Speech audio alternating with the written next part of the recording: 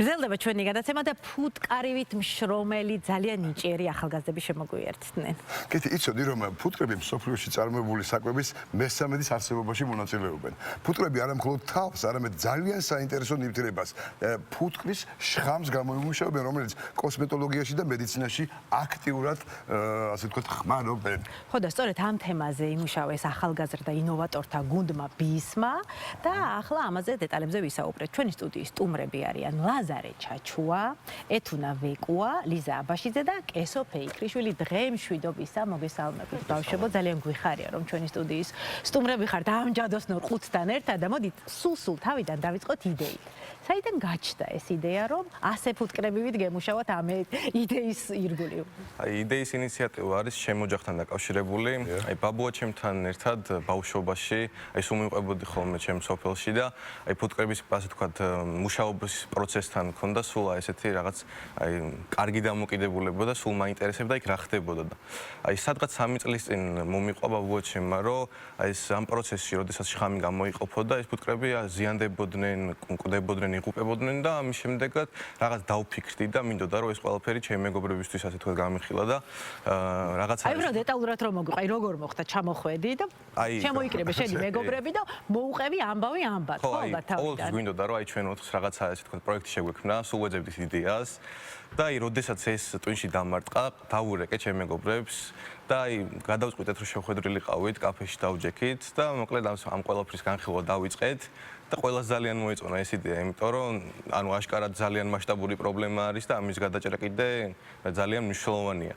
და ნუ მოკლედ ამაზე ასე ვთქვათ, სადღაც 2 თვე მარტო იდეაზე ვმუშაობდით და შემდეგ სადღაც 8 თვის განმავლობაში უკვე ტექნიკურ ნაწილებს, აი ჩვენი მასწავლებლების დახმარებით, ბატონი დავით სონღულაშვილის, ბატონი უტა კილასონიას და ქალბატონი მარიხ მაზანაშვილის დახმარებით საერთოდ ყველაფერი ასე ვთქვათ განვახორციელებთ, ტექნიკური მხარე, ასევე კვლევების ნაწილი, კონსულტაციები გავიარეთ სხვადასხვა მეფუტკრეებთან და ნუ ასე შემდეგ და საბოლოოდ ჩამოყალიბდა ჩვენი პროექტი.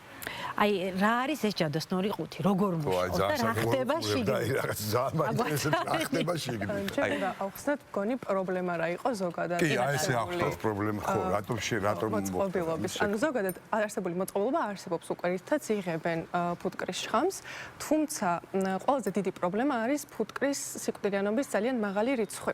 და ეს რიცხვი ამ ბოლო წლებში. კი, და ზოგადადაც.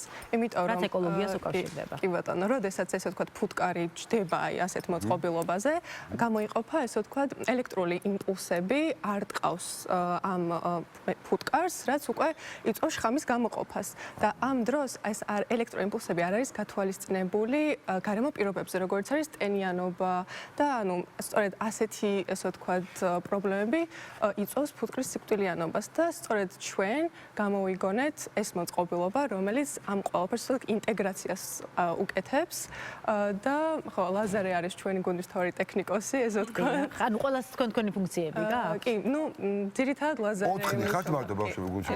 4 ვართ, თუმცა ჩვენს უკან კიდე დგას. აი როგორც ლაზარემ ახსნა. ასე რომ დამხმარე ძალა. მეგობრებმაც დაგვეხმარეს, რომ შეგვექმნა ეს საბოლოო ვერსია. კი ბატონო, ლიზა, აი როგორ მუშაობს ეს ჯადოსნური ყუთი, შენ გვინდა რომ აგვახსნა? ну, ტექნიკურ ნაწილში როგორც მოახსენე. მოდი ავხსი ძალიან მარტო. აი, როგორც მოგეხსენებათ, აი, როდესაც წყალი ელექტროში და დენს შეეხება, ამ დროს ის აშკარად უფრო მომაკვდინებელია და უფრო საშიშია. და ზუსტად იგივე ხდება, აი, როდესაც მაგალითად წვიმა იქნება, ან თუნდაც ჰაერში ტენიანობა უფრო მაღალი არის. ამ დროს ეს ელექტროიმპულსები, ასე ვთქვათ, უფრო ძლიერი არის და ამის რეგულაციას ვერ ახდენს ავტომატურად ეს მეფუტკრეები და უწევთ მექანიკური ჩართვა, რომ ეს ყველაფერი გააკონტროლონ. და ზუსტად ამიტომ შევქმნით ჩვენ ავტომატური სისტემა, რომ ეს ყველაფერი ავტომატურად მოხდეს, როდესაც ტენიანობა, ასე ვთქვათ, აიწევს, ამ დროს ეს ელექტროიმპულსების, ასე ვთქვათ, ხანგრძლივობა დაიკლებს და ამით ვამცირებთ ჩვენ ფუტკრის სიკვდილიანობას. ასევე ჩვენ, რადგანაც არ დავკარგოთ ის ეფექტურობა იმ ფუტკრის შხამის გამოყოფის, დავამატეთ ახალი გამაღიზიანებელი, ასე ვთქვათ, მოწყობილობა ჩვენ პროექტში, რომელიც შეინარჩუნებს იმ ფუტკრის შხამის გამომუშავების ხანგრძლივობას, ასე ვთქვათ, ეფექტურობას. არის გამაღიზიანებელი ხმა, რომელიც არის ზუსტად იგივე. გაზდება, გიზდება, ფუტკარი დავსაწყის ეტაპზე. პირველად ანუ ძირითადად მეფუტკრეები ხმარობენ ასე ვთქვათ ყვავილის სურნელს ან სუნამოს, რომელიც ასე ვთქვათ ფუტკარს მიიზიდავს, რომ იქ დაჯდეს. და შემდეგ უკვე ეს ელექტრო ასე ვთქვათ იმპულსები იმდენად აღიზიანებს ფუტკარს, რომ უწევთ, რომ აი ქვევით არსებულ მინას უკმინოს და გამოყოს ეს შხამი. ხედავ მეფუტკრეებს როგორი რეაქცია ჰქონდათ? აი საწყის ეტაპზე. თავიდან, როდესაც კონსულტაციები ჩავატარეთ, საერთოდ არ თან ესეთი პატარები რომ დაგინახეს.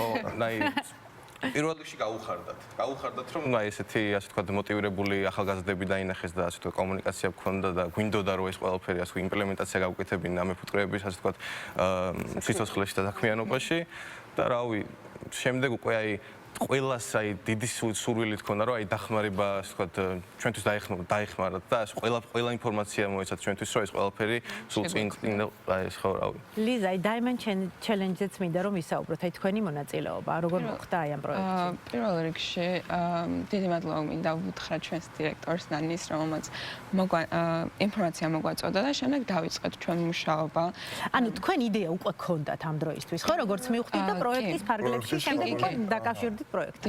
და Diamond Challenge ძალიან დიდი გამოცდილება იყო პირველ რიგში და ძალიან დიდი შესაძლებლობა იყო, იმიტომ რომ ბევრი ექსპერტისგან მივიღეთ უკუჩვენება, დავხვეწეთ და ახლა მზად ვართ ჩემი აზრით, რომ საერთაშორისო პროექტში თან მუშაობდით პროცესში? დიახ, ეს ამას სულ ხვეწავთ, ეხლაც დახვეწის პროცესშია და ჩემი აზრით მზად ვართ უკვე, რომ საერთაშორისო თვითონ Diamond Challenge-ისთვის ღირსეულად წარმოვადგინოთ საქართველოს და ვიასპარეზოთ, ასე ვთქვათ. რეგიონულმა ტურმა როგორ ჩაიარა? რეგიონალურმა ტურმა ჩაიარა ძალიან კარგად და საინტერესოდ. იმის მიუხედავად, რომ მოგვეცა იყო რამე სიახლე რაც აღმოაჩინეთ იქ და იმ პროცესშივე შეცვალეთ უკვე თქვენი აპარატი. კი, ანუ ეს ხო დახვეწის პროცესია ხო ასე? ძალიან საინტერესო იყო და იმის მიუხედავად, რომ მოგვეცა შანსი, რომ წარგვედგინა ჩვენი პროექტი, მივიღეთ ძალიან ბევრი კარგი უკუჩვენება, საინტერესო უკუჩვენება, რასაც გამოვიყენებთ, რა თქმა უნდა, შემდეგ უკვე დავხვეწავთ ამ ყველაფერს და გავიცანით ძალიან ბევრი სპეციალისტი, რომელიც ძალიან დიდი გამოცდილება მოგცა ჩვენს და გავითვალისწინებთ, რა თქმა უნდა, მათ რჩევებს და აი რა რჩევები მოგცეს ძირითადად? აი რა იყო ეს? რასაც თქვენ აი მომავალში გავითვალისწინებთ? ფინანსების ნაწილის დახვეწა. ძირითადად რაც ყუთს შეეხება, შენიშვნები არ იყო იმდენად, რაც უფრო აი უკვე რომ მეფუტკრეებმა როგორ შეიძლება გამოიყენონ, როგორ გავაკეთოთ პოპულარიზაცია უკვე ამ უშუალოდ ამ პროდუქტის და აი ასეთ თემებზე იყო ძირითადად რჩევები. რასაც აუცილებლად და ასევე აი პრობლემა რომ უფრო კარგად წარმოგვეჩინა მათთვის, იმიტომ რომ აი მაგალითად ხომ ვინც არ იცის ეს თემა, ჩემთვისაც თავიდან რომ მოვიძიეთ, ცოტა ბუნდოვანი იყო. თუმცა კარგად რომ უნდა წარმოაჩინოს ყველაფერი, შემდეგ გასაგებია. ტექნიკური ნაწილი გაუმჯობესება, ანუ თანდათან პროცესში აი სულ მოგვდიოდა რაღაც ახალ იდეები, რომელიც აი უნდა დაგვემატებინა ჩვენ პროექტში, ან თუნდაც რაღაც ხარვეზი გამოჩნდებოდა, აი მაგას აი ყოველთვის აი რაღაც თუნდაც ერთ თვეს უთმობდით, რომ მთლიანად აღმოგვეფხვრა ეს პრობლემა, რაც იყო დაკავშირებული პროექტთან. და ამიტომ, ნუ შეიძლება რომ ეს შიურს მაგალითად ტექნიკურ ნაწილში არ ქონია რაღაც შენიშვნა, მაგრამ ჩვენ იმ პროცესში, ასე ვთქვათ, რაღაცებს აღმოვაჩენდით და ამას ასე ვთქვათ, ვაძლიერებთ და ვაუმჯობესებდით. სამომავლო ნაბიჯები რა არის პროექტთან მიმართებაში? გერმიდის დახვეწა ხო როგორც თქვა ბოლომდე დაიხოცეს აპრილის შუა რიცხვებში უკვე იქნება საერთაშორისო კონკურსი ამერიკის შეერთებულ შტატებში დელავერის უნივერსიტეტში, სადაც ჩვენს პროდუქტს გავიტანთ უკვე საერთაშორისო მსაჯების წინაშე და გავაცნობთ თავს სოფლიოს და წარმოადგენთ საქართველოს. და რა რჩევას მიცემთ? რა რჩევას მიცემთ თქვენს თანატოლებს, ვისაც მსგავსი იდეები აქვს, მხოლოდ შეიძლება იდეის დონეზე, აი რა ნაბიჯები უნდა გადადგას და რამდენად აუცილებელია მათთვის ითამამე? რომ ალბათ არ შეეშინდეთ, არ დამალონ თავისი იდეები პირველ რიგში, წარმოაჩინონ თქვენ, მოიძიონ ასეთი პროექტები, გამოვიდნენ და ან დარწმუნებული ვარ, რომ წარმატებას აუცილებლად მიაღწევენ, იმიტომ რომ ეს შრომა შეუძლებელია რომ დაიკარგოს. რა თქმა უნდა, ღმერთო რა ბედნიერება, რომ ასეთი ახალგაზრდები გვყავს. ამაზე დგას ჩვენი ქვეყანა. ძალიან მიხარია რომ გაგიცანით პირადად, წარმატებებს გისურვებთ და რა ვიცი, კიდევ ახალი და ბევრი გამოგონებები. ჩვენი გამოგონებით. ურმესი მადლობა. მადლობა. წარმატებებს გისურვებთ. ჩვენი გადაცემა გრძელდება, სარეკლამო ბლოკი და ჩვენც მალე დაგიბრუნდებით.